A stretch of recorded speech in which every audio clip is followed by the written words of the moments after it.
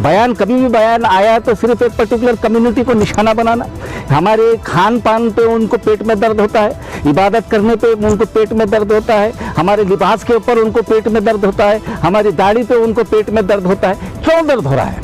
यहाँ पर दर्द इस बात का है कि वो लोग इसमें इसके नाम पे सियासत कर रहे हैं, उसको छोड़कर उनका दूसरा काम नहीं है। This video is sponsored by Mahalakshmi Jewelers, United Hospital, KBN University, Surat Khazana, Shine Group of Institutions, Al Karim Wedding Mall, Easy Buy at Orchid Mall, and by Orbis International School. ये देश जो है, मुल्क, हमारा मुल्क, संविधान, constitution of India जो बाबा साहब अम्बेडकर ने संविधान को लिखा है, वो संविधान के मुताबिक ये देश चलेगा। और वो संविधान में फंडामेंटल राइट आर्टिकल 25 में तमाम जितने भी मज़हब हैं इस मुल्क में, तमाम लोगों को अपने अपने मज़हब के मुताबिक इबादत करने का इख्तियार है।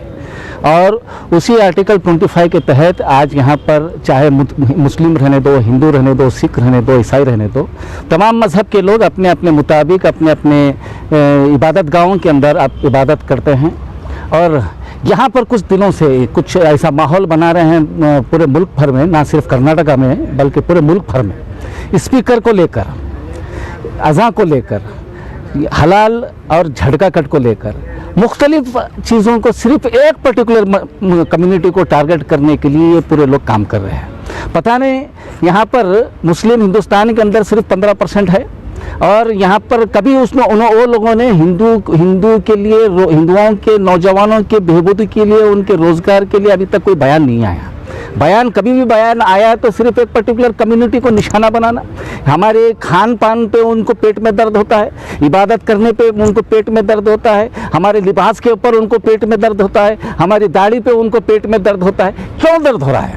यहाँ पर दर्द इस बात का है कि वो लोग इसमें इसके नाम पे सियासत कर रहे हैं, उसको छोड़कर उनका दूसरा काम नहीं है।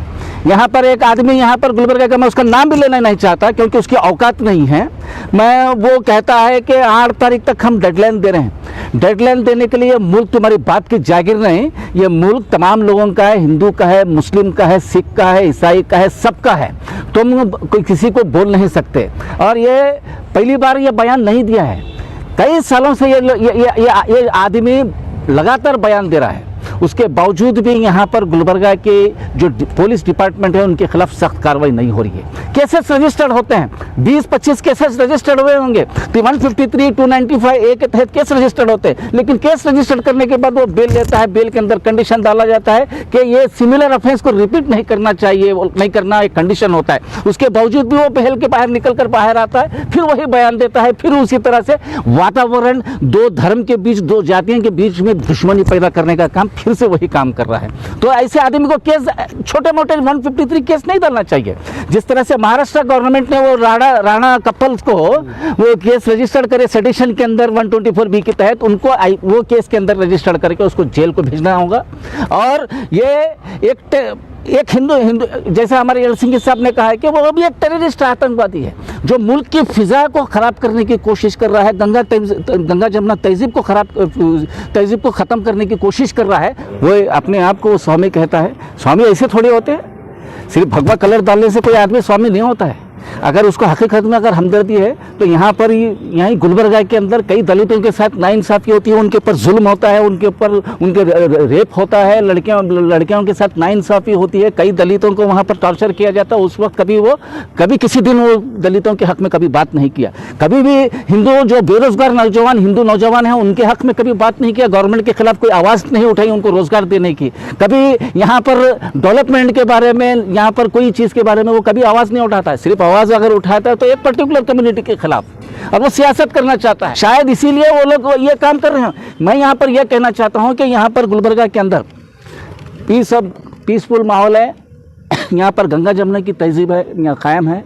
एक तरफ शरण बसवेश्वर है, दूसरी तरफ हज़रत ख्वाजा बंदे नवाज़ है, और बुद्ध विहार यहाँ पर है।